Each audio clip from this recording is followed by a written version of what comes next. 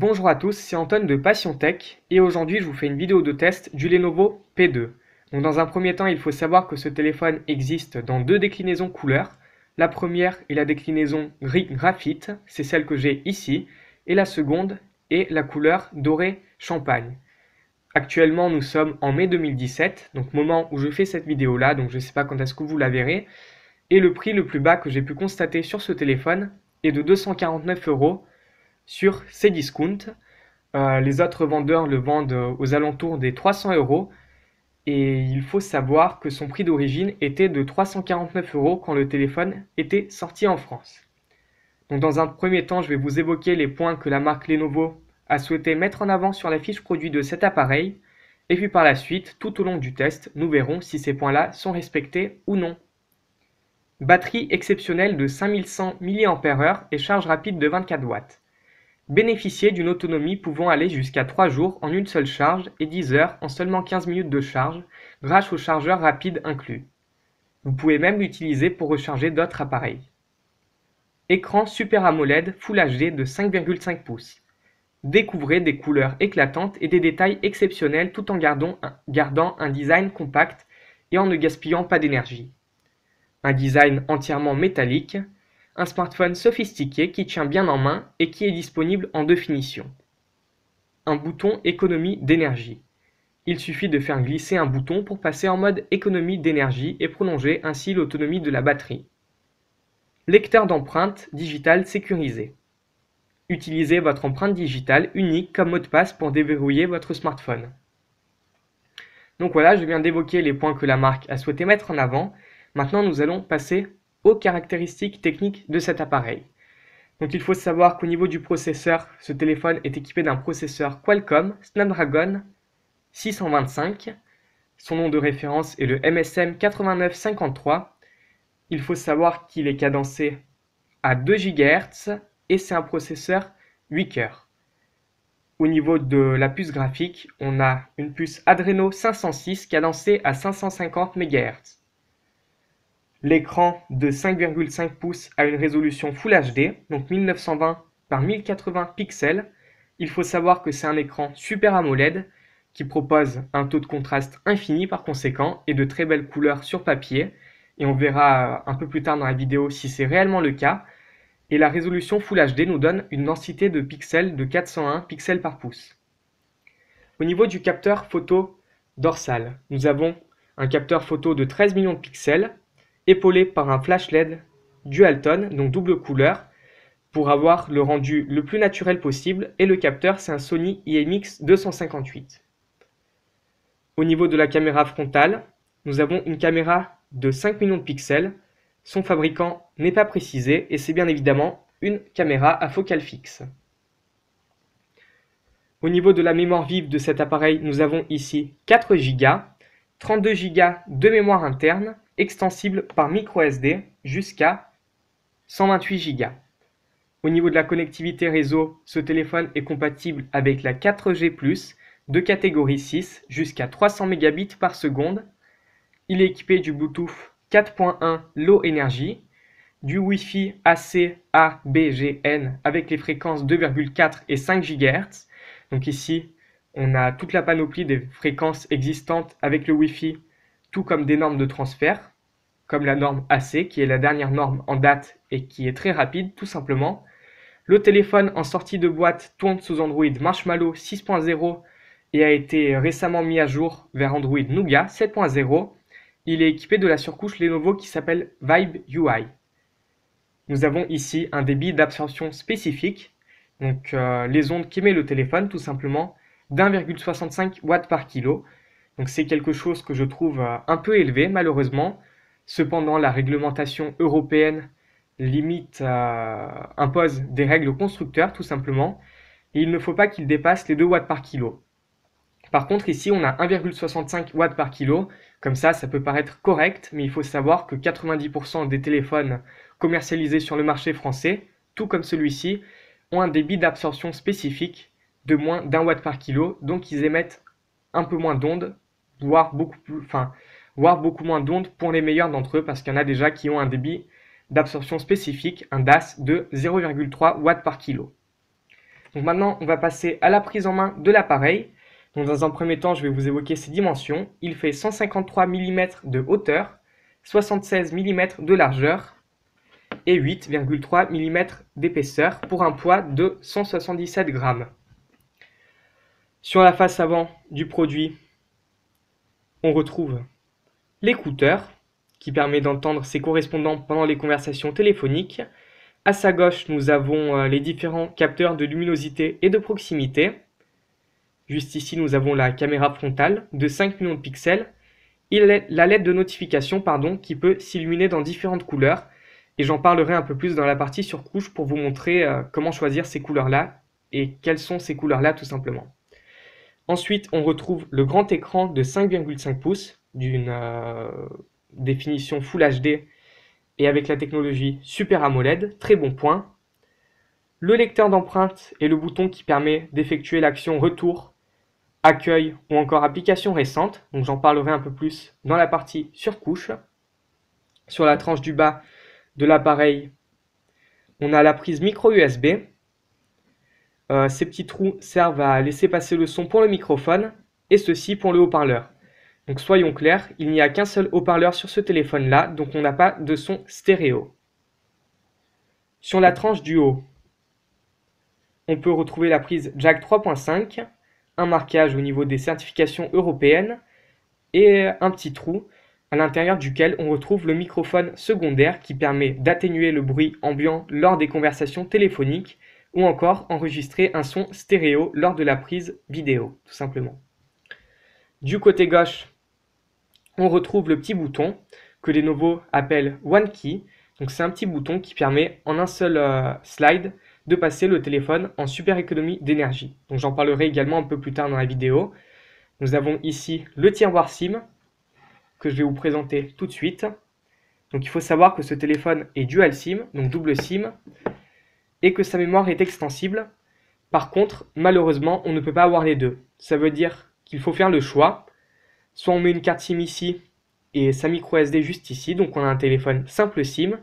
Soit dans le deuxième cas, on met deux cartes SIM, mais pas de mémoire extensible. Donc c'est soit dual SIM, soit téléphone extensible. On va remettre le petit tiroir à sa place. Du côté droit, on retrouve le bouton Power On-Off, le bouton volume plus-moins. Il y a un peu de jeu d'ailleurs au niveau du bouton Power On-Off, ce qui est un peu dommage. Et à l'arrière du téléphone, on a la caméra de 13 millions de pixels accompagnée par son flash LED Dualtone, le marquage NFC qui nous indique tout simplement qu'on a la puce NFC juste ici et le marquage Lenovo. On a également deux bandes en plastique, donc en haut et en bas au niveau de l'arrière, mais c'est vraiment deux bandes en plastique qui sont collées sur le métal pour cacher les vis parce que j'ai regardé une vidéo où on démontait ce téléphone là et ce téléphone il est vraiment en intégralité en métal. Ça veut dire que tout ce qui est ici c'est du métal, tout ce qui est là c'est du métal, tout est du métal et ça c'est un très bon point tout simplement parce que certains téléphones qui sont annoncés être en métal tout simplement sont en métal uniquement au dos et sur le dessus on a du plastique. Mais ici on a vraiment du métal partout, ce qui donne un téléphone premium visuellement et également premium au toucher. On peut également se dire qu'il est solide. Après j'ai pas essayé, je l'ai pas balancé partout, mais c'est un téléphone qui est en métal, donc ça c'est un très bon point et c'est rare dans sa gamme de prix, tout simplement parce qu'actuellement il est vendu à 249 € et sur le marché français, hors import, je me suis bien renseigné, il n'y a pas de téléphone 100% en métal. On a par exemple l'Acer Liquid Z6 Plus qui a un dos en métal que j'ai testé il y a quelques mois. Il y a également le Huawei Fox Swift 2X qui a un dos en métal, mais les parties en haut et en bas sont en plastique. Donc vraiment ce Lenovo, vraiment très bon point parce qu'il y a du métal partout et le design fait vraiment haut de gamme. Je suis désolé d'insister sur ce point là, mais pour son prix c'est quand même une spécification vraiment intéressante. Donc maintenant on va passer à l'image et le son. Nous avons ici un écran de 5,5 pouces d'une résolution Full HD, 1920 par 1080 pixels, densité de pixels 401 pixels par pouce. C'est nickel, on ne voit pas les pixels tout simplement parce qu'en théorie, on ne doit pas les voir lorsqu'il y en a plus de 300 par pouce et ici on en a 401 par pouce et on dépasse largement cette limite là. La dalle est une dalle Super AMOLED proposant de super belles couleurs, des noirs infinis, donc sur ce point-là, il n'y a rien à dire. La dalle tactile est réactive, comme vous pouvez le constater. Et au niveau du toucher, elle est bien sûr multitouche, donc ça veut dire qu'elle supporte plusieurs points. Donc par exemple, si on met 2 doigts, elle le détecte, si on met 3 doigts, elle le détecte aussi. Et elle peut détecter jusqu'à 10 doigts en même temps. Donc c'est amplement suffisant et il n'y a pas grand-chose à dire sur ce point-là. Le haut-parleur se situe sur la tranche du bas du téléphone. Il est juste ici. Donc il confère un son très bon, vraiment bon, qui ne sature pas quand il est à fond. Le son est net. Et par rapport à d'autres téléphones que j'ai pu tester ou que j'ai pu avoir, il a étonnamment pas mal de basses. Ça reste un téléphone, mais par rapport à d'autres téléphones, on sent plus les basses. Et ça, c'est vraiment sympa parce qu'au niveau du son, le haut-parleur est à la fois puissant, on a un peu de basse, il ne sature pas au maximum. Au niveau de la prise jack, on a une prise jack 3.5 au format CTIA sur le dessus. Elle confère également un son tout à fait honnête, bien riche en basse, sans l'être trop. Et juste petit reproche à lui faire, c'est que le son, au niveau de celle-ci, est un tout petit peu faible. Mais après, si on écoute de la musique en intérieur, ou par exemple dans les transports en commun, ça peut être acceptable. Mais si on est vraiment dans un environnement bruyant, avec le son de la prise jack à fond, on n'arrivera pas à couvrir le son du bruit ambiant tout simplement. Après, je dis que c'est un point négatif. Oui, c'est un point négatif, on est bien d'accord. Mais si vous achetez ce téléphone à vos enfants, ou même pour vous-même, le fait que le son au maximum soit un peu limité sur cette prise jack, bah, ça vous permettra d'être sourd un peu moins rapidement et avoir moins de risques de surdité. Donc pour moi, enfin, techniquement c'est un point négatif, mais pour moi c'est quand même un point positif parce qu'à fond le son reste quand même acceptable sans être très élevé comme ça peut être le cas sur d'autres smartphones. Au niveau de l'appareil photo, les photos que l'on peut faire avec ce téléphone-là sont décentes. Elles sont quand même en dessous par rapport aux spécifications techniques de ce produit parce qu'on peut avoir du 13 mégapixels bien meilleur que celui-ci. Mais le résultat est plutôt bon. Donc je vais vous montrer quelques échantillons tout de suite. Le résultat il est plutôt bon.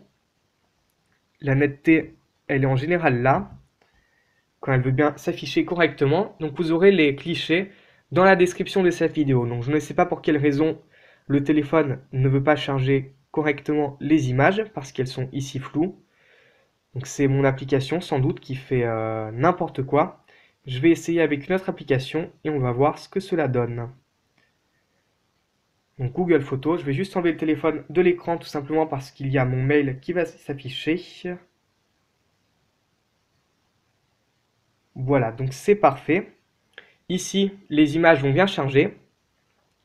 On a une netteté qui est plutôt correcte. Donc là, c'était par temps gris que j'ai pris cette photo. La netteté, elle est là. Les couleurs, elles sont là également. Vous verrez dans la description de cette vidéo, enfin, vous aurez un petit lien pour voir tous ces échantillons-là. Je vais vous en présenter quelques-uns quand même. Donc là, on peut clairement distinguer les briques sans trop de difficultés. Donc la partie photo, elle reste convenable. Bon, ce serait bien que je slide dans le bon sens. Elle reste convenable, aussi bien au niveau des couleurs et au niveau du traitement de l'image. Voilà, ça reste net. Les couleurs sont belles.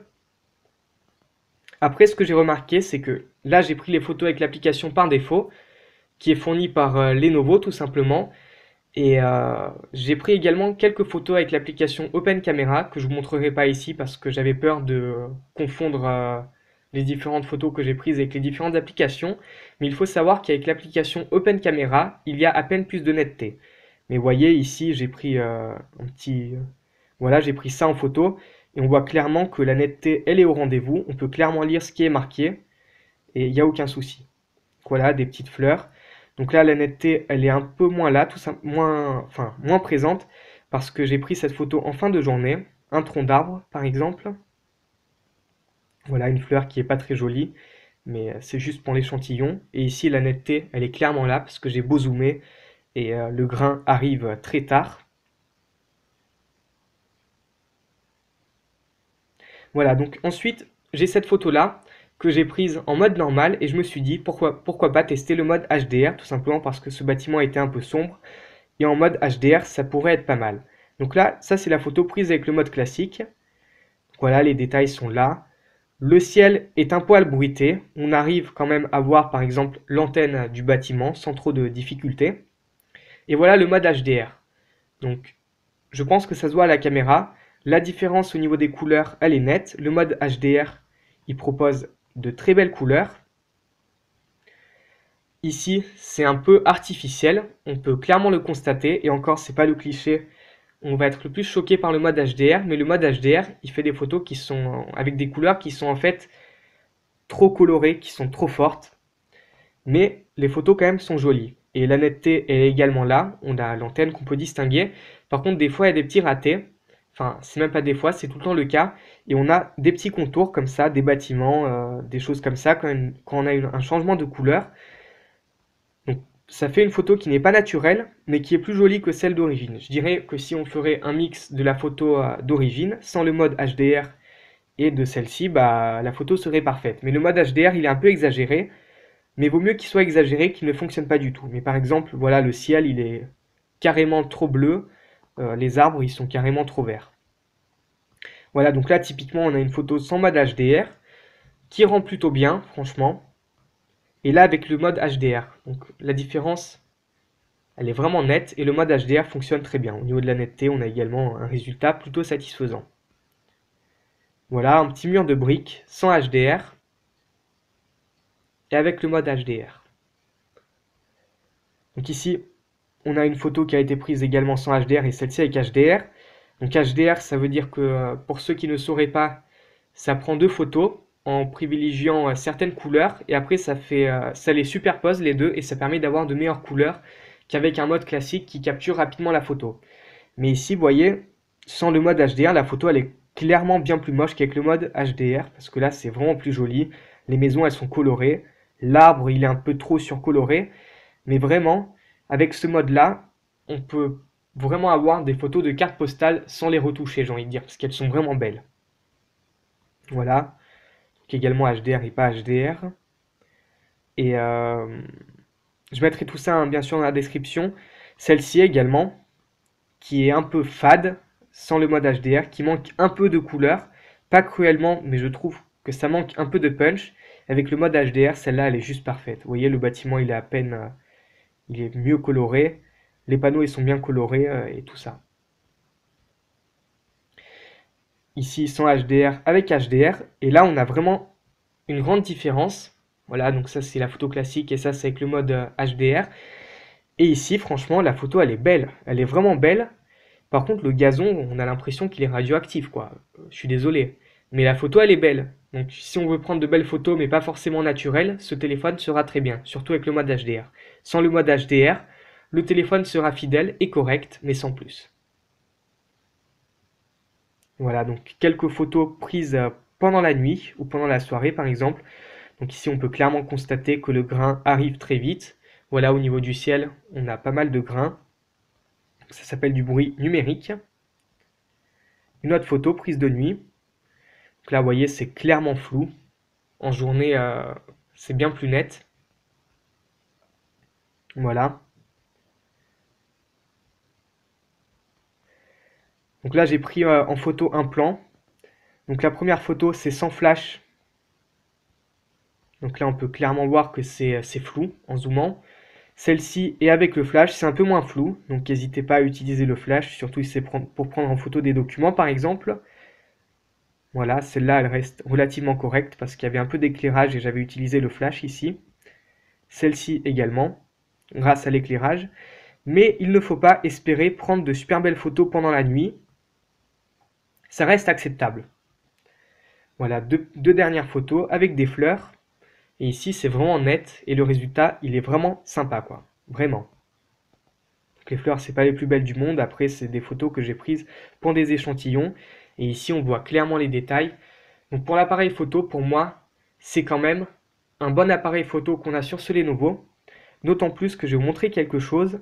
Sur certains téléphones ont tendance à flouter les zones sur les côtés, donc sur les coins, sur les côtés, tout ça. En fait, la mise au point est bonne au milieu et sur les côtés, c'est de la purée, quoi. Et sur celui-ci, bah, c'est net partout. Donc franchement, au niveau de l'appareil photo, personnellement, je suis satisfait. Vous pourrez en juger en regardant les échantillons photos qui sont disponibles dans la description de cette vidéo. Donc maintenant, on va passer aux performances. Donc cette fois, je vais pas vous faire de test vidéo avec une vidéo sur YouTube. Ça marche très bien, mais j'ai envie de faire une vidéo plus courte que d'habitude, tout simplement parce que j'aurai beaucoup de choses à évoquer dans la surcouche. Et si je ne fais pas cette coupure-là, entre guillemets, si j'enlève pas ce point-là de la vidéo, bah, on aura une vidéo qui sera bien trop longue. Mais au niveau de la vidéo, il n'y a aucun souci pour la lecture. Et ce que je vais faire aujourd'hui, c'est qu'on va commencer au niveau des performances par le test Epic Citadel, ce qui nous permettra de voir tout simplement la qualité de l'écran et à la fois les performances graphiques de l'appareil. Tout comme le son d'ailleurs du haut-parleur. Donc pour l'instant, je vais mettre le son au milieu, ça suffira amplement.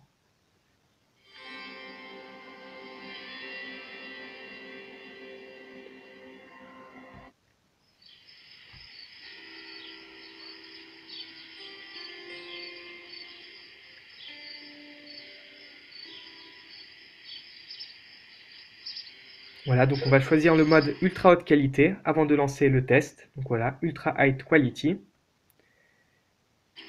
Et on lance le test. Voilà, donc l'affichage, il est beau, il n'y a rien à dire sur ce point-là. Donc je vais mettre le son à fond pendant une petite partie de la vidéo, mais ça va pas durer très longtemps, tout simplement parce que le son sur ce téléphone à fond, il est vraiment fort.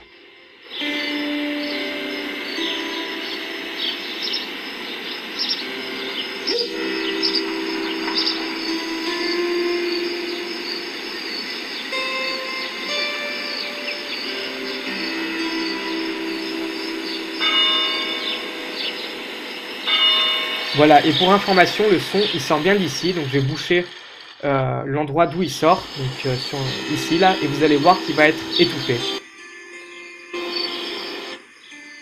Voilà, donc ici, on n'a rien qui sort, donc c'est bien le microphone, et là, c'est le son. Le haut-parleur, tout simplement.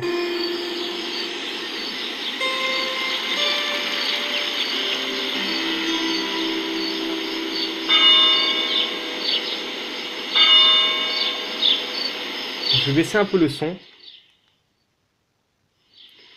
Et on va très bientôt avoir le résultat.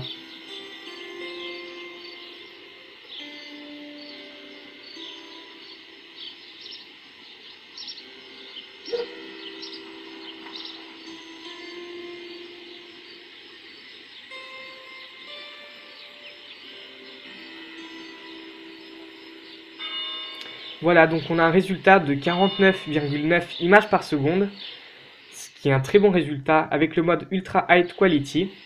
Et comme vous avez pu le constater avec moi, si vous avez regardé attentivement la vidéo, il n'y avait aucun moment où le téléphone il saccadait tout simplement. Donc au niveau des performances, on a de très bonnes performances graphiques sur ce produit-là. Et aujourd'hui, il fera tourner tous les jeux actuels qui sont présents sur le Play Store sans aucun souci. Ensuite, j'ai introduit un nouveau petit test. Donc pour ceux qui sont abonnés, ils seront un peu surpris tout simplement à la chaîne parce qu'ils n'ont jamais vu ce logiciel-là. Mais je vais utiliser le logiciel A1. Alors c'est A1 SD Bench. Donc c'est un logiciel qui permet d'évaluer la vitesse de la mémoire vive et la vitesse de la mémoire interne du téléphone. Donc au niveau de la mémoire, donc ici, j'ai SD card qui s'affiche, j'ai pas de carte micro SD insérée dans le téléphone, c'est juste que la mémoire interne elle est considérée comme carte SD quand il n'y a pas de micro SD dans le logiciel. Mais donc du coup au final la mémoire interne a un débit de lecture de 162,76 mégaoctets, ce qui est un débit acceptable pour du stockage eMMC, même bon pour un téléphone, c'est amplement suffisant, et d'écriture de 80 mégaoctets par seconde. Au niveau de la RAM, on a un débit de copie de 5379,96 mégaoctets par seconde, ce qui est également un très bon débit, tout simplement. On va maintenant voir ce que donne ce téléphone sur AnTuTu. On a un score de 64 333 points. ce qui est un très bon score. Un score de moyen de gamme, dirais-je, début 2017, mais même presque milieu 2017. Donc 64 333 points, pardon. Il fera tourner toutes les applications sans aucun souci et tous les jeux actuels, tout simplement. Voilà, donc si vous voulez avoir les détails de chaque score pour voir comment ce score-là a été calculé, bah n'hésitez pas. Voilà, je vais vous remontrer ça et vous allez pouvoir mettre la vidéo en pause pour éventuellement comparer avec votre téléphone.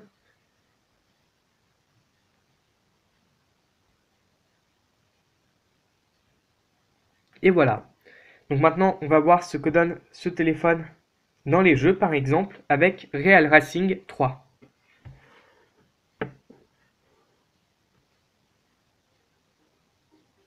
Donc je vais couper la musique et après j'irai dans les paramètres pour la couper pour pas avoir de problème de droit au niveau de YouTube.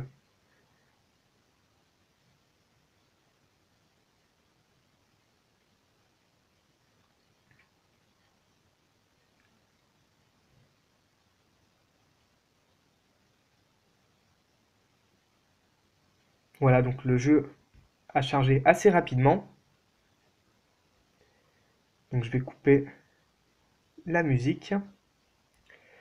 Et on va lancer une petite course pour voir que le téléphone est bien fluide en jeu vidéo. Ok, donc participer, acheter.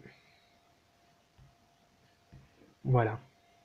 On va lancer la course. Vous allez voir, normalement ça devrait charger assez rapidement.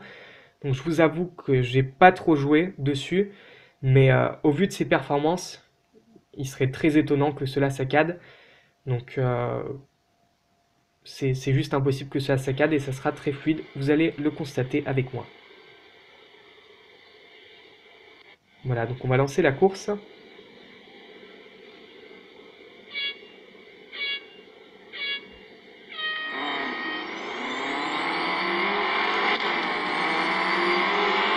Donc vous voyez, j'ai le son qui est aux 2/3 et il arrive largement à couvrir ma voix. Ce qui prouve que le haut-parleur de ce téléphone, il est très puissant tout simplement.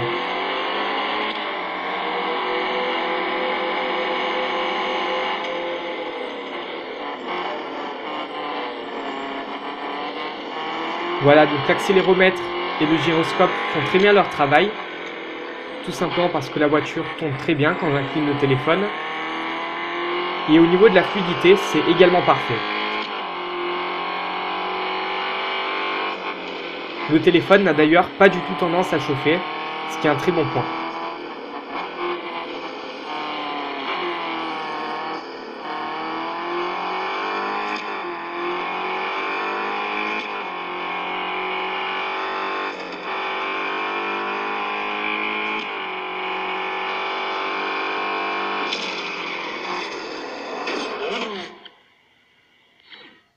Donc voilà, comme vous avez pu le voir, c'était très fluide.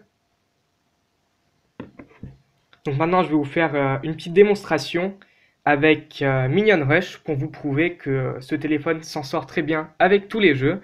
Donc il faut savoir que Real Racing 3, c'est un jeu tout simplement qui demande bien plus de ressources que Minion Rush, mais c'est juste pour vous prouver que tout tourne très bien sur ce produit, et peut-être que quelqu'un d'entre vous voudra jouer à des jeux du type Minion Rush, Subway Surfers, etc. Je vais maintenant ouvrir Minion Rush.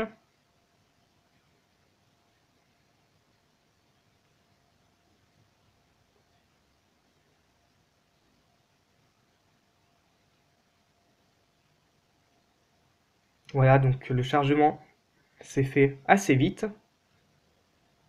Et vous allez voir que c'est très fluide. Donc, je ne sais pas par contre pourquoi il n'y a pas de musique. Non, je ne sais pas par contre pourquoi il n'y a pas de son. Tant pis, on fera sans.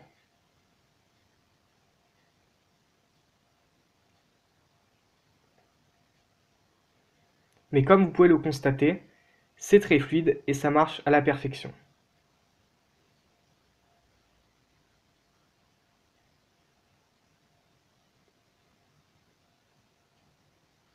Voilà, ce jeu nous permet également de prouver que les couleurs sont très belles au niveau de l'écran de ce téléphone.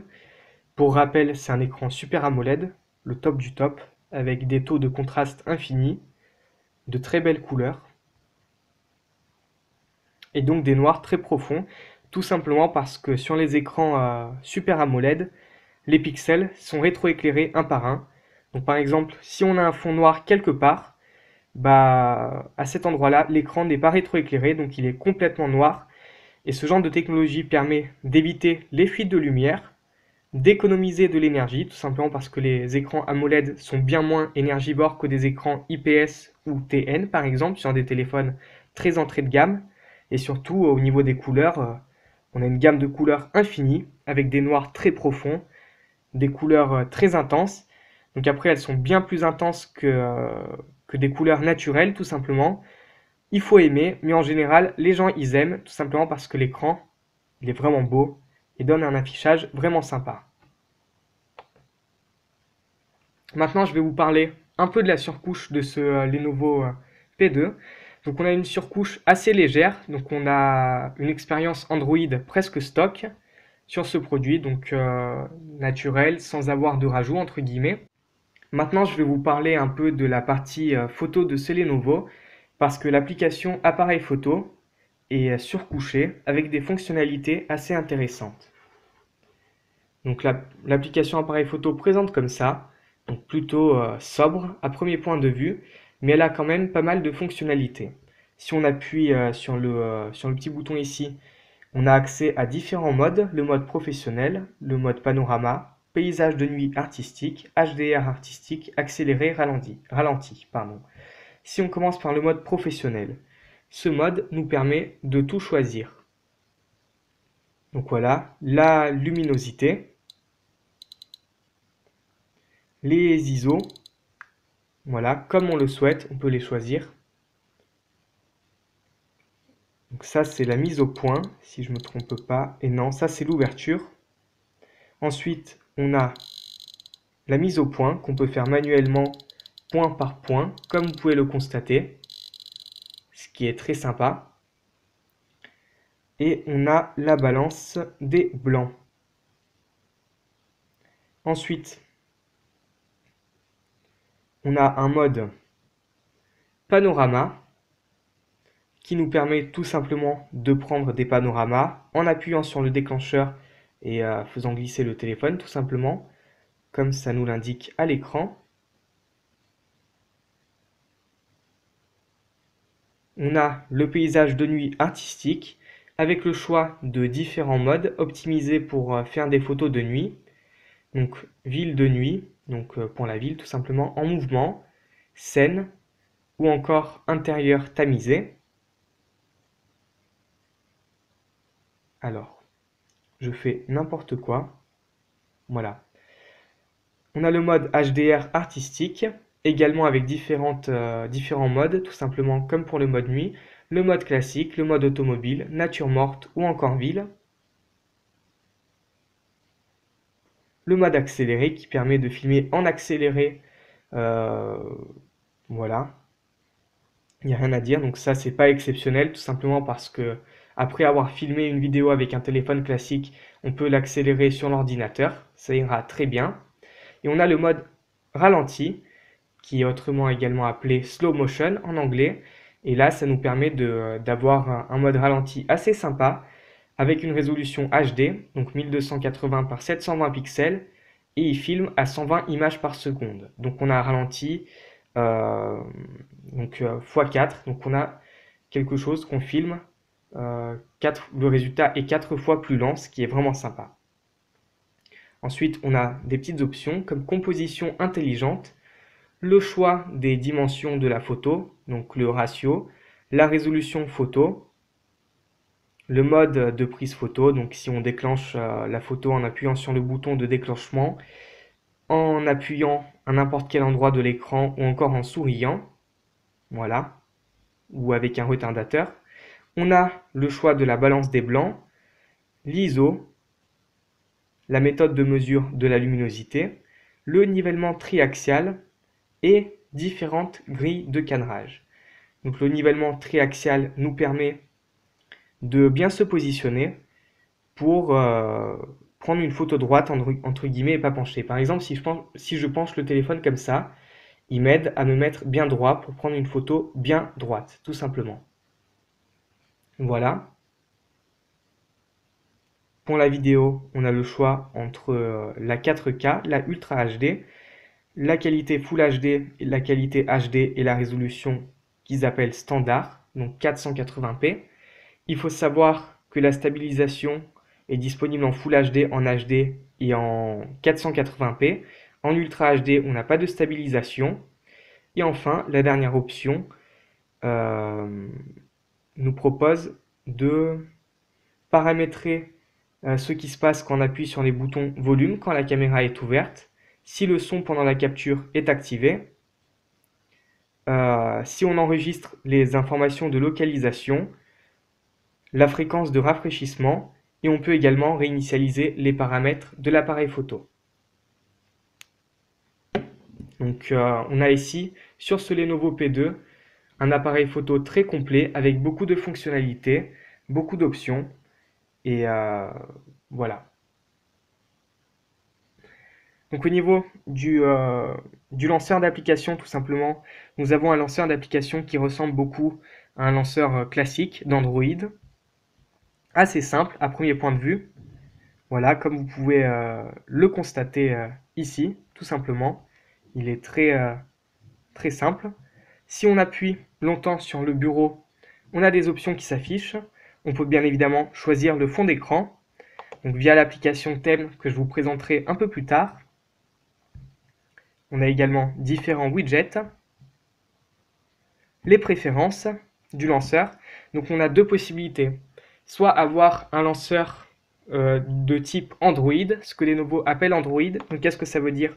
Ça veut dire avec le bouton application tout simplement. Donc pour accéder au menu d'application, on n'a pas toutes les applications sur l'écran d'accueil, mais on a bien un menu. Et on a Vibe UI. Donc c'est un mode avec lequel on aura toutes les applications sur l'écran d'accueil. Donc on n'aura pas de menu d'application. On peut slider de haut en bas avec le mode Vibe UI et en général c'est censé afficher les notifications et je ne sais pas pourquoi ça ne fonctionne pas. Et de bas en haut pour afficher toutes les applications, mais sinon on n'a pas de bouton tiroir d'application et on a toutes les applications qui sont regroupées sur l'écran d'accueil. Voilà. On a des paramètres d'écran d'accueil, voilà, on peut choisir un effet de transition entre les écrans, choisir si on veut que le fond d'écran y défile avec les icônes tout simplement, et pour que les icônes se repositionnent automatiquement. Et on peut également faire une sauvegarde de l'écran d'accueil pour le restaurer par exemple sur un autre téléphone Lenovo.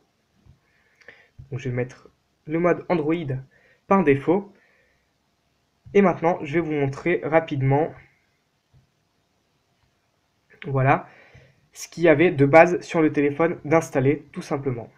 Alors si je trouve le dossier, où sont les captures d'écran? Pictures, screenshots, voilà. Donc de base, on a un écran d'accueil qui est comme ça.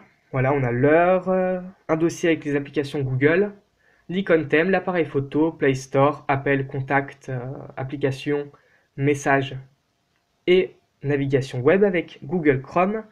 Par la suite, on a les outils, un dossier outils avec des applications de chez Lenovo sur le deuxième écran et le bouton paramètres.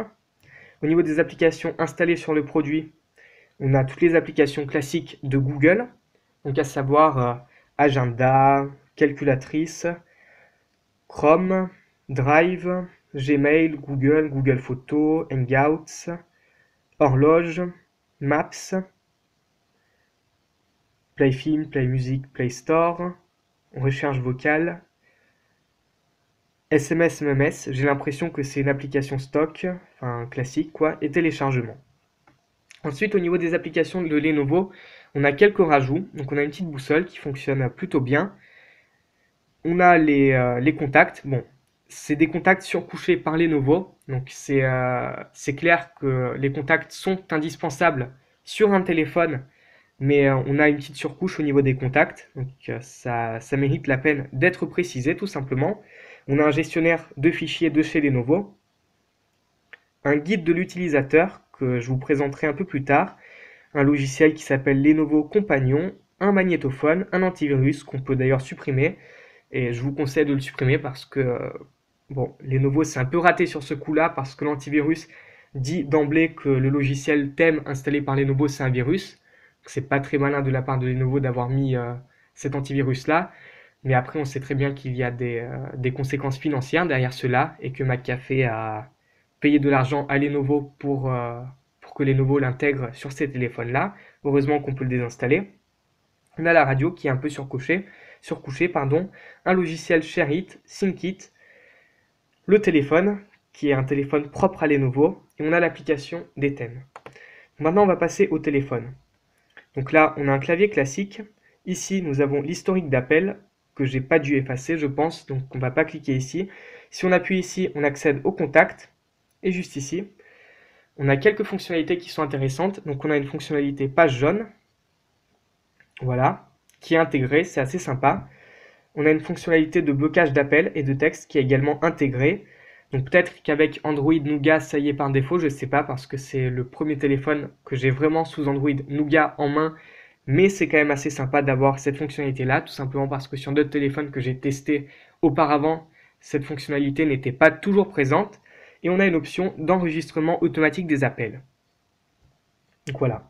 Et ici, on a bien la preuve que c'est bien une application de chez Lenovo parce qu'on a copyright 2017 Lenovo et on a un petit email pour contacter Lenovo en cas de problème tout simplement. On a également un mode d'emploi qui est très basique sur ce téléphone, donc qui s'appelle guide de l'utilisateur. Il nous présente l'application tout simplement, comment elle se présente, les fonctionnalités qu'elle contient, des choses comme ça quoi. Et on a quelques indications pour utiliser vraiment des fonctionnalités de base du téléphone. C'est quand même appréciable, tout simplement parce qu'aucune marque ou les marques qui fournissent cela sont très rares. Et pour une personne âgée, par exemple, ou pour une personne qui découvre Android, même si pour nous ça peut paraître comme quelque chose d'évident, pour les personnes qui ont un Android pour la première fois, ça peut ne pas être très évident. Et donc par conséquent, on a des explications pour savoir comment regarder ces photos, utiliser la caméra, les SMS et les MMS, regarder les contacts, Chrome, donc navigation web. Et c'est vraiment sympa. On a également quelques informations sur les nouvelles fonctionnalités, ce qu'appelle Lenovo. Donc on a parmi ceux-là le lecteur d'empreintes et la puce NFC, tout comme le bouton d'économie d'énergie. Donc voilà, c'est un guide standard, mais intéressant. Voilà, on ne peut pas le critiquer.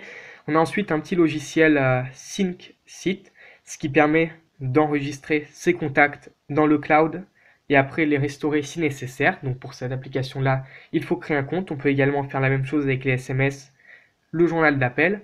On a également une boîte d'outils qui permet de fusionner des contacts, de les sauvegarder sur la carte SD, d'importer des contacts, de rechercher des mises à jour ou de tout synchroniser. Donc moi personnellement, je trouve que cette application est plutôt bien faite, elle est épurée. J'ai pas essayé de l'utiliser. De Lenovo à Lenovo, ça marchera sans aucun souci. Après, je ne sais pas si cette application fonctionnera sur un autre téléphone. Donc pour tout ce qui est sauvegarde, personnellement, moi ce que je vous recommande, c'est de sauvegarder avec une application tierce qui existe sur tous les téléphones et comme ça vous serez sûr de rien perdre. Et puis voilà. Mais c'est quand même une fonctionnalité sympa qui a été intégrée par Lenovo. Ensuite, on a une application qui s'appelle ShareIt qui permet de transférer des données du téléphone vers le PC ou la tablette ou différentes choses comme ça. D'après ce que j'ai vu sur le Play Store, elle est compatible avec tous les appareils. Et bon, moi je préfère synchroniser mes données sans passer par Internet, sans passer par le réseau, en branchant le téléphone au PC tout simplement ou en retirant la carte mémoire. Mais après, c'est quand même intéressant que Lenovo le propose parce qu'il y a des coûts quand même de développement qui sont derrière et ça mérite quand même la peine d'être souligné et d'être félicité. Ensuite, on a une petite application thème qui permet de choisir le fond d'écran parmi un choix de fond d'écran. On peut également appuyer en ligne pour avoir différents fonds d'écran, donc des fleurs, voilà, ce fond d'écran là par exemple. Voilà, on peut défiler les images que le logiciel nous propose. Les images sont en général jolies, c'est des photos artistiques, c'est des photos travaillées, donc c'est quand même appréciable. On peut vraiment bien personnaliser le téléphone. Et comme vous pouvez le voir, je défile, je défile, je défile, et il y a une infinité d'images, donc il y en a pour tous les goûts, même pour ceux qui aiment la marque Apple au final, parce que comme vous pouvez le voir, on a un petit fond d'écran avec une petite pomme croquée. Voilà, des fonds d'écran de type manga. On a vraiment de tout au niveau des fonds d'écran et ça c'est vraiment appréciable parce qu'on ne doit pas chercher des images sur Google Images qui peuvent ne pas être dans la bonne qualité, qui sont souvent au mauvais format et des choses comme ça. Donc franchement, au niveau des fonds d'écran, on est bien fourni ici. On peut choisir également le thème de l'écran de verrouillage tout simplement. Donc le thème par défaut, il ressemble à ça. Voilà. On a également un lecteur d'empreintes d'ailleurs sur ce téléphone-là. On peut choisir d'autres thèmes. Par exemple, si je souhaite appliquer ce thème-là, je fais appliquer. Et là, on aura un écran de verrouillage complètement différent, qui est très joli d'ailleurs. Et au niveau de la personnalisation, je trouve que c'est un très bon point parce que les constructeurs chinois sont souvent là pour proposer ce genre de choses-là. Mais ici, c'est vraiment sympa. En slidant vers la gauche, on peut avoir le téléphone. Vers la droite, les messages. Vers le haut, l'appareil photo et vers le bas, le déverrouillage. Ça fonctionne parfaitement. Donc au niveau de ça, franchement, bravo Lenovo, c'est vraiment sympa. On doit également avoir des thèmes en ligne. Non. Pour l'écran de verrouillage, on n'a que les thèmes qui sont proposés.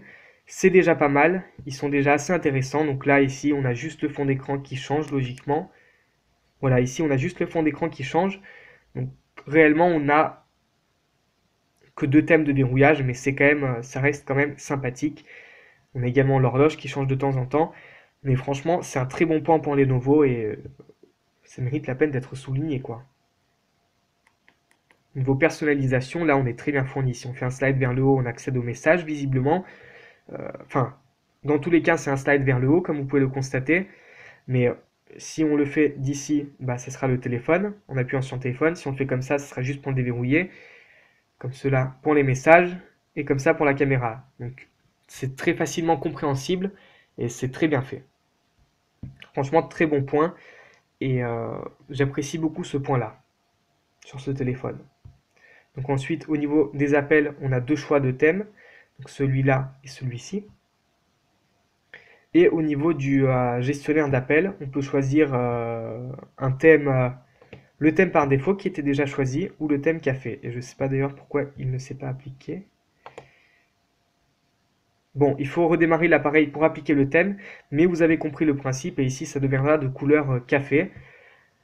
Au niveau de la personnalisation, on est quand même très bien fourni en termes de fond d'écran. Alors là, on a vraiment beaucoup de choix, on peut accéder à la galerie, on a des fonds d'écran en ligne. Au niveau des thèmes, on a quelques thèmes sympas. Et au niveau des thèmes du téléphone, bah, on en a également plusieurs qui restent intéressants. Par exemple, je vais choisir celui-ci, et on va voir les icônes ont complètement changé. L'horloge a complètement changé. On a un autre téléphone qu'on n'arrive pas à reconnaître. Très bien, on peut personnaliser le téléphone, vraiment excellent. Voilà, on a celui-ci par exemple également, avec des icônes plutôt carrées et plutôt flat. Donc là, on a la météo qui charge, je suppose. Bon. Mais vous voyez, ça c'est une surcouche qui est très utile. On a à la fois une expérience stock, mais une surcouche personnalisable. Et ça, c'est très très appréciable. Et j'ai passé peut-être un peu trop de temps sur ce point-là, mais j'ai beaucoup aimé cela. Par la suite, si on explore les autres fonctionnalités du téléphone, dans les paramètres classiques, entre guillemets, on a un mode lecture qui est incorporé à l'intérieur. Donc ici, ça s'appelle protection des yeux pour la nuit. Bon, moi, avec l'habitude, je l'appelle mode lecture, mais c'est plutôt vraiment de la protection des yeux pour la nuit. Donc comme vous pouvez le constater, bah, l'écran atténue les couleurs bleues. Et ici, on a un espèce de filtre jaunâtre, un peu orange également, qui permet d'atténuer très largement les couleurs bleues. Et ce filtre, bah, franchement, on s'y habitue et il reste tout à fait agréable. En parlant d'ailleurs de mode nuit et de couleur bleue atténuée, il faut également savoir que la luminosité au minimum sur ce produit est très faible et au maximum elle est très forte. Donc on a une gamme de luminosité très large, ce qui permet de choisir très bien sa luminosité en fonction de l'environnement. Par exemple, si on est dans son lit avant de se coucher, dans le noir, ou si on est dehors en plein soleil, par exemple. Par la suite, on a un centre de notification Ça par contre je sais pas si c'est une fonctionnalité avec Android Nougat ou une fonctionnalité Lenovo, mais je vais en parler très très rapidement. On a quelques options qui nous permettent par exemple d'accéder aux réglages rapides même quand l'écran est verrouillé. Donc qu'est-ce que les réglages rapides? Je vais éviter de déverrouiller le téléphone, je vais mettre un doigt qui n'est pas enregistré. Donc les réglages rapides, c'est ça. Si j'active la fonctionnalité, enfin si je désactive la fonctionnalité, tout simplement, normalement, on ne peut même pas désactiver le Bluetooth et même pas accéder au Wi-Fi. Donc c'est bien le fait qu'on puisse choisir cela. On peut également choisir le style d'affichage de la petite icône de batterie. Si la mise au point veut bien se faire et elle a bien voulu se faire. Donc ici, on a le style combiné. Non, ici, on avait le style pourcentage. On a également un autre style qui est le style graphique, voilà, qui est très simple. On a un style combiné qui nous affiche un style graphique et le pourcentage tout simplement à côté. Donc ça, je pense que c'est un rajout de chez Lenovo, vraiment. Voilà.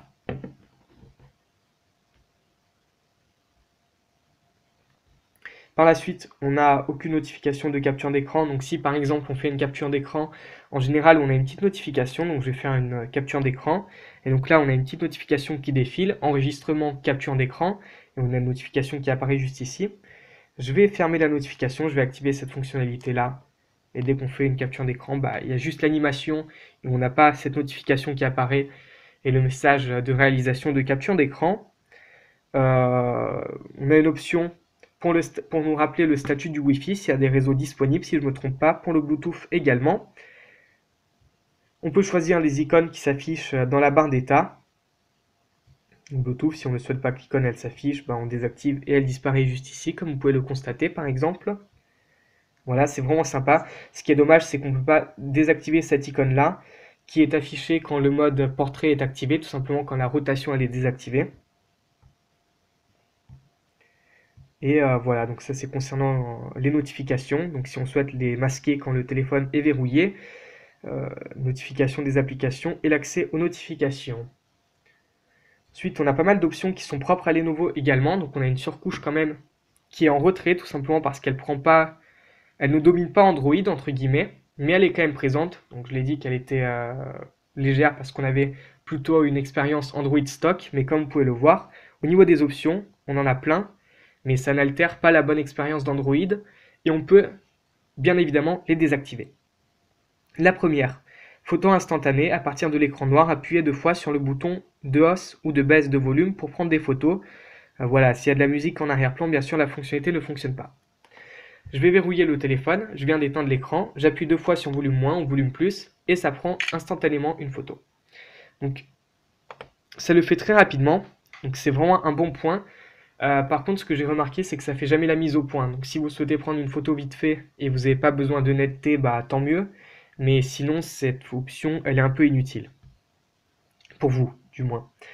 Appuyez 2 fois sur l'écran pour activer ou désactiver l'écran. Donc ça, c'est le double tap, tout simplement pour allumer l'écran en double cliquant dessus. C'est également marqué qu'on peut l'éteindre en double cliquant sur l'écran de verrouillage. Bon, ça marche pas, c'est pas très grave. On a également un mode à une seule main. Donc comment le faire? Il faut dessiner un C du côté de l'écran où on souhaite avoir le mode à une seule main. Donc je vais m'expliquer. Si on souhaite l'avoir du côté droit, on dessine un C comme ça.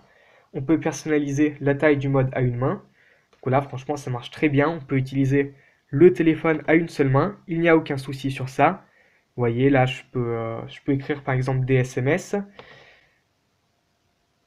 Voilà, je peux écrire des SMS. Donc je suis désolé, j'ai dû couper la vidéo tout simplement parce que j'ai des contacts qui se sont affichés. Mais vraiment, le mode à une seule main fonctionne à la perfection. Et si on souhaite l'avoir du côté gauche, on fait un espèce de C avec un effet miroir, genre on le retourne. Enfin, je sais pas comment vous expliquer, mais par exemple, si on veut l'avoir du côté gauche, on fait pas un C comme ça, on fait un C comme ça. Donc, du côté où on souhaite avoir le mode à une seule main. Ça marche très bien également. J'ai d'ailleurs tout déplacé, mais bon, c'est pas grave. Voilà. Je vais retourner dans les paramètres. On a un mode scène dynamique qui permet de programmer des choses sur le téléphone, tout simplement comme ça. Voilà, par exemple, quand on arrive au bureau, que le téléphone, par exemple, il se mette en muet, en vibreur, donc en fonction des horaires. On peut également faire ça pour la veille. Voilà, luminosité. Par exemple pour la nuit, on choisit une luminosité qui est par exemple automatique, la moins forte, la plus lumineuse. Qu'on a vraiment une chose sympa ici. Appui large, donc ça je trouve ça inutile, c'est un bouton qui permet d'avoir des raccourcis à des applications installées sur le téléphone. D'ailleurs c'est assez mal traduit parce qu'appui large, on ne sait pas ce que c'est quoi, c'est plutôt un bouton flottant. Mode double application, ça permet d'avoir deux comptes dans une seule application, comme Skype, qui n'est pas prévu pour, du moins si je ne me trompe pas. Haute sensibilité tactile, donc pour utiliser le téléphone avec des gants. Donc l'écran devient tellement sensible que même si on ne touche pas l'écran et si on s'en rapproche à moins d'1 millimètre, mais sans le toucher, bah, ça réagira. On peut également lancer la caméra en appuyant 2 fois sur le bouton marche, et comme vous pouvez le voir, ça se fait instantanément, donc si on a besoin de prendre une photo pour le coup, c'est juste parfait. On peut activer la lampe torche et baisser le volume de sonnerie quand on prend un appel téléphonique. Ça, j'ai pas très bien compris non plus, parce que c'est pas très bien traduit, malheureusement. Ensuite, on a une petite partie bouton système dans les paramètres. On peut permettre le fait de masquer la barre des boutons, tout simplement retour, accueil, application récente. Voilà. Donc si on met ça, elle peut être masquée et on a une petite flèche qui permet de la masquer. Pour la refaire apparaître, on fait comme ça, un slide de bas en haut. Et quand elle est masquée, quand elle est affichée également, on peut choisir l'ordre des boutons. Donc pour qu'il y ait le bouton retour à gauche, accueil au milieu et à droite le bouton application récente. On peut également inverser le bouton application récente et retour. Voilà. Quand les boutons ils sont masqués, on peut activer la fonctionnalité de geste. Donc si on appuie longtemps sur le bouton, on a les applications récentes. Donc pardon, je me suis mal exprimé. Pas si on appuie longtemps, mais si on maintient son doigt longtemps, tout simplement parce qu'il faut juste le toucher. Si on effleure le bouton, donc on le touche sans également l'enfoncer, ça fait retour. Et si on appuie dessus, ça fait accueil. Très pratique, on s'y habitue très vite et c'est vraiment sympa. Activer la vibration haptique, bah, ça permet tout simplement d'activer la vibration quand vous appuyez sur ce bouton-là. Donc personnellement, je l'ai désactivé parce que moi, je trouvais ça pas très intéressant. Maintenant, je vais vous montrer un dernier élément de surcouche qui est la zone sécurisée. On peut lancer une zone sécurisée. Non, un bouton flottant à l'écran opacité. Ok. Donc la zone sécurisée, c'est une zone qui permet de mettre des applications à part. Ce qui est très pratique si on veut prêter son téléphone par exemple à un enfant pour qu'il ne fasse pas de bêtises. Donc ça permet d'avoir une zone séparée dans le téléphone, comme une deuxième session invitée, avec certaines applications. Donc par exemple, si on souhaite mettre à disposition de son enfant que des jeux, on active le mode sécurisé de cette manière-là, et on a juste l'application à laquelle on a donné accès tout simplement à l'enfant ou à la personne. Donc là, on a les applications par défaut, pas toutes, mais quelques-unes, donc Chrome, Contact, gestionnaire de fichiers, Gmail, Google, paramètres, Play Google, recherche Google, SMS, MMS, téléchargement téléphone et thème. Ce qui est dommage d'ailleurs, c'est qu'on peut accéder aux SMS et aux MMS au téléphone et au thème, enfin au thème on s'en fiche en fait, aux SMS, MMS, téléphone et gestionnaire de fichiers, tout simplement parce que ça laisse quand même l'accès aux photos et aux appels et aux messages, et peut-être qu'on ne peut pas forcément les montrer. Et ici, par exemple, parmi les applications qui sont installées, bah, j'ai autorisé Real Racing, tout simplement, pour changer de mode. On appuie de nouveau sur ce bouton, et il faut saisir le code PIN. Donc votre enfant ne pourra pas en sortir. Et d'ailleurs, j'ai configuré ce mode, mais je me pose la question, comment le personnaliser? Donc une fois qu'on a personnalisé ce mode, apparemment, on ne peut pas le personnaliser, on ne peut pas le changer, tout simplement les applications qui sont disponibles. Peut-être que je me trompe, si quelqu'un a ce téléphone-là ou un téléphone Motorola avec une surcouche similaire me dira comment on fait. Mais par contre, là, je ne sais pas comment modifier cela, malheureusement. Maintenant, je vais passer à l'autonomie de cet appareil. Donc cet appareil possède une batterie d'une capacité de 5100 mAh. C'est une batterie qui est juste énorme. elle est figée. Ça se comprend parce que pour intégrer une batterie comme ça, tout simplement, bah, il faut du travail. Et si c'est une batterie qui n'est pas extractible, bah, tout simplement, c'est plus simple de l'intégrer parce qu'on a moins de contraintes euh, au niveau de son placement dans le châssis du téléphone. Pour moi, en usage normal, on peut avoir 5 jours d'autonomie si on l'utilise 1h45 par jour. Bon, usage normal, usage modéré pour certains, ça dépend pour qui. Mais en usage que j'appelle à hauteur de 1h45 par jour, on tiendra facilement 5 jours. Si on l'éteint pendant la nuit, ou on le met en mode super économie d'énergie pendant la nuit, on peut tenir carrément une semaine, hein. Ça c'est clair. En termes d'écran brut, en termes d'allumage d'écran, si on l'utilise sur une journée ou sur 2 jours, en termes de on-screen, donc calcul de temps quand l'écran est allumé, on peut arriver à 14 heures. En réalité, ça va de 10 heures à 14 heures en fonction des usages. J'ai regardé d'autres tests, apparemment uniquement en lecture vidéo depuis une carte SD par exemple, ça peut durer 24 heures. Donc là, au niveau de l'autonomie, on a une très bonne autonomie. Là, il n'y a pas grand-chose à dire. Vraiment, pour décharger ce téléphone en une seule journée, soit faut être un no-life, soit faut être vraiment un pro qui est très débordé, qui reçoit beaucoup de mails et beaucoup d'appels. Mais franchement, pour décharger ce téléphone en une seule journée, faut vraiment y aller, quoi. Ce téléphone, pour moi, il a une bonne autonomie et son autonomie suffira à tout le monde, hein. Un usager qui utilise son téléphone de manière très intensive, il tiendra même 2 jours. Lenovo, il annonce 3 jours d'autonomie. Franchement, on peut faire une semaine facilement si on sollicite pas trop le téléphone. Et quand je dis pas trop, c'est à hauteur de 1h45 par jour à peu près. Mais là, niveau autonomie, elle est juste impressionnante. Sur le marché français, hors import, vous ne trouverez pas mieux en termes d'autonomie, je vous dis honnêtement. C'est le téléphone qui a la meilleure autonomie actuellement sur le marché français en mai 2017. Voilà, il n'y a rien d'autre à dire. Donc maintenant, on va passer à la conclusion de ce test. Il faut savoir que ce téléphone est sorti en fin d'année 2016 à un prix constructeur conseillé de 349 euros. Actuellement, on le retrouve chez un revendeur que je ne vais pas citer pour le coup, qui est Cdiscount, que je ne vais pas citer, non mais n'importe quoi, au final je l'ai cité, c'est pas grave. Donc chez Cdiscount, il est disponible à 249 euros. Il faut savoir qu'il y a également des offres assez régulièrement sur leur site et avec des codes promo, on peut assez fréquemment l'avoir pour 225 euros. Pour 225 euros, c'est vraiment un excellent rapport qualité-prix, pardon.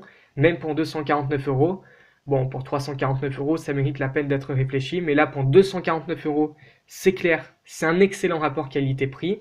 Au niveau des points forts, on a clairement l'autonomie qui est vraiment excellente. Un écran avec une très bonne luminosité, de belles couleurs, qui est super AMOLED, donc on a des noirs très profonds, il est à la fois économe en énergie. La dalle tactile est parfaitement réactive, comme vous pouvez le constater, elle réagit très bien, aucun souci, aucun retard de fonctionnement. Donc ensuite, je souhaiterais mettre quand même dans les points forts la caméra, même si certains diront qu'elle est assez moyenne. Moi, je la trouve acceptable pour son prix. Après, si on regarde les autres spécifications techniques de ce produit, c'est sûr que la caméra est un peu en retrait, mais sinon, elle propose un résultat tout à fait acceptable. On a de bonnes performances grâce au processeur Snapdragon 625, beaucoup de stockage, donc 32 Go de mémoire interne extensible par microSD jusqu'à 128 Go et 4 Go de mémoire vive, ce qui est amplement suffisant pour un usage classique et même intense pour ouvrir plein d'applications. On a un très bon haut-parleur, une très bonne sortie jack 3.5, un lecteur d'empreintes qui est réactif, le fait qu'on puisse également utiliser le bouton comme à la place des boutons à l'écran d'Android. Voilà. Donc là, il y aura cette partie-là qui a été masquée. Je suis désolé, c'est que j'ai ouvert mes contacts sans faire exprès. Mais si on souhaite masquer les boutons d'Android, c'est vraiment pratique parce que ce bouton les remplace tout simplement sans aucun souci. Donc c'est également un très bon point. Le téléphone a été mis à jour vers Android 7.0. Bon, malheureusement pas vers Android 7.1.1, mais 7.0 c'est déjà très bien. À mon avis, il n'y aura pas d'autres mises à jour. On a la puce NFC qui permet la communication sans contact, par exemple pour payer avec son smartphone, avec l'application de sa banque. le fait que le téléphone est que du métal, et on a le bouton One Key. Donc ça, c'était tous les points forts que j'ai cités de ce téléphone-là. Vous allez me dire, non, c'est pas possible, il est payé par Lenovo et tout ça. Non, je suis pas payé par Lenovo ou quoi que ce soit. Ce téléphone, il a vraiment beaucoup de points forts, et ça mérite la peine d'être souligné, vraiment. Ce téléphone a beaucoup de points forts, et ça je vous le dis honnêtement, en toute honnêteté. Depuis que j'ai commencé à faire des tests, je pense que j'ai jamais cité autant de points forts pour un téléphone. J'ai d'ailleurs, je suis en train d'y penser, j'ai parlé du bouton One Key qui permet de passer le téléphone en super économie d'énergie. Donc voilà ce que cela donne quand on le bascule en super économie d'énergie. Donc ça désactive le Wi-Fi, la data, le Bluetooth, ça désactive tout. Agenda, horloge. Voilà, donc on peut avoir différentes applications sur l'écran d'accueil, mais c'est vraiment limité. On a le téléphone, les contacts, les SMS, l'horloge, la radio et l'agenda. On peut également avoir la calculatrice. Par contre, ce que je trouve dommage, c'est que certes, le mode d'économie d'énergie, il marche plutôt bien.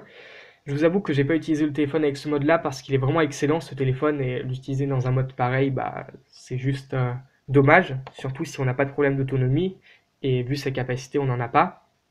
Mais ce qui est dommage, c'est que les applications, c'est les applications classiques. Donc les applications ne sont pas en noir et blanc et ça aurait été appréciable que Lenovo retravaille toutes les applications proposées pour qu'elles soient en noir et blanc, en nuances de noir et de blanc, ce qui aurait permis, avec une domination de couleur noire bien sûr, d'économiser davantage d'énergie, tout simplement parce que les écrans AMOLED ne consomment rien quand elles affichent une image noire, tout simplement parce que chaque pixel est rétroéclairé individuellement. Et s'il y a une partie de l'écran qui est noire, tout simplement, bah, il y a une partie des pixels qui n'est pas alimentée, tout simplement. Maintenant, on va passer au point faible. Je suis désolé pour ce petit écart à cause du bouton One Key, c'est que j'ai oublié d'en parler pendant la surcouche et j'en suis désolé. Donc au niveau des points faibles, on a une traduction à certains endroits qui est un peu approximative. Après, c'est pas la mort non plus, c'est quelques détails et on s'y fait. C'est pas gênant au quotidien, c'est juste, je préfère le dire quand même. On a du jeu dans la touche Power. Voilà, donc qui gâche un peu l'ensemble, tout simplement parce que le design, pour le reste, il est parfait. Le téléphone, il est constitué uniquement de métal et de verre sur la face avant. Donc on a un petit contour en plastique autour de l'écran, mais sinon, on n'a pas de plastique sur le téléphone, mis à part les deux bandes à l'arrière. Et encore, c'est des bandes collées sur le métal pour cacher les vis. Et ouais, c'est un téléphone qui est vissé, c'est pas un téléphone qui est clipsé en plastique. Voilà, tout fragile. Ça, c'est vraiment bien. Le mode d'économie d'énergie, du coup, qui pourrait être meilleur dans les points faibles. Son débit d'absorption spécifique. Donc ça, c'est vraiment le point fort, le point faible, pardon, que je voudrais vraiment souligner parce que la plupart des téléphones sont aujourd'hui à moins de 1 watt par kilo et celui-ci, il en émet 1,65. Certes, il n'est pas au-dessus de la norme européenne, mais il est bien au-dessus de d'autres concurrents. Il n'y a pas d'études qui prouvent le fait que les ondes de téléphone sont dangereuses pour la santé, mais quand même, vaut mieux recevoir le moins d'ondes possible quand cela est possible, bien sûr, sans être parano. Parmi les points faibles, on peut également citer la caméra qui est un peu en retrait par rapport au reste, mais je l'ai également cité dans les points forts. Donc la caméra reste positive, ça sera à vous d'en juger. Il y a également une chose que j'ai trouvée en point faible, donc après peut-être que c'est sur mon exemplaire que j'ai acheté un téléphone défectueux, ou peut-être que j'ai pas de chance, je n'ai pas réussi à capter la 4G+ d'SFR à peau. Voilà. Avec Laser Liquid Jade Primo, j'arrive à la capter. D'ailleurs, vous allez avoir des vidéos sur ce produit très prochainement sur la chaîne. Mais sur celui-ci, je n'ai pas réussi à capter la 4G+. J'ai un peu discuté avec des gens sur des forums. On m'a dit qu'à Toulouse, ça captait. Il y avait des gens de Toulouse qui étaient également venus à Pau, comme j'ai pu le lire. Ils ne la captaient pas. Donc ce téléphone ne supporte pas sans doute l'agrégation de deux fréquences en particulier pour la 4G+. Donc chez SFR, vous n'aurez pas une compatibilité 4G+ pleine. D'après ce que j'ai lu, ça fonctionnait chez Free et ça fonctionnait chez Soch et donc chez Orange également au final. Donc chez SFR, vous aurez une compatibilité partielle et peut-être chez d'autres opérateurs également. Mais après, vu tous les points positifs que ce téléphone il a, l'absence de la 4G+, franchement, c'est un point qui est un peu regrettable. Mais la 4G+, c'est pas non plus indispensable. La 4G offre déjà de très bons débits. Au niveau de la cible produit, c'est clairement la jeunesse, les professionnels qui cherchent un grand écran très coloré. Voilà, c'est un écran Super AMOLED, vraiment coloré, vraiment sympa. Une très bonne autonomie, là c'est la meilleure sur le marché français. Et puis voilà. Donc j'espère que j'ai été clair dans cette vidéo de test. Celle-ci était d'ailleurs un peu longue et j'en suis désolé, mais j'ai souhaité mettre en avant tous les points sur cet appareil, tous les points positifs et également tous les points négatifs et parler de toutes les fonctionnalités. Mais franchement, niveau autonomie, ce téléphone, c'est juste une tuerie, mais vraiment. Et niveau recharge également, c'est également une tuerie, j'ai oublié de l'évoquer, mais grâce au chargeur rapide qui est inclus, on a une charge complète de 0 à 100% entre 1 heure et 1 heure et demie pour une batterie de 5100 mAh, ce qui est le double de la plupart des smartphones sur le marché. Et vu qu'il est très bien optimisé, bah, son autonomie elle est juste excellente. Voilà, c'était ma vidéo de test du Lenovo P2. Si cette vidéo vous a plu, n'hésitez pas à mettre un like. Si vous avez des questions sur ce produit, bah, n'hésitez pas à me les poser. Si je pourrais y répondre, j'y répondrai. Et donc moi, de mon côté, je vous dis à très bientôt pour d'autres vidéos. Et si vous n'êtes pas encore abonné à la chaîne, bah, vous savez ce qu'il me reste à faire. Abonnez-vous. Allez, ciao ciao!